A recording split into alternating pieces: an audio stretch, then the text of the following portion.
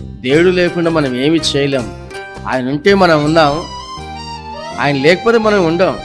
ఏ పని చేయాలన్నా ముందు యెహోవా యొద్దకు వెళ్ళి విచారణ చేయవలెను అని ఆయన ఉద్దేశం అయినది. కాబట్టి ఆయన అదే విధంగా నడుస్తున్నాడు. తన కుటుంబీకులకు అది అలవాటు చేయాలని ఎంతో ప్రయత్నం చేశాడు. తన కుటుంబీకుల్లో కొంతమంది పిల్లలు, పెద్దవారందరూ కూడా దేవుని దగ్గరికి వెళ్ళి విచారణ చేయడం నేర్చుకున్నారు.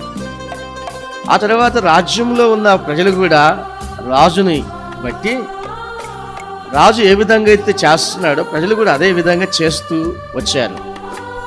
అయితే ఆ రాజ్య పరిపాలనలో ఆ ప్రాంత నివాసులంతా కూడా వారి హృదయాల్ని పరిశుద్ధపరుచుకున్నారు.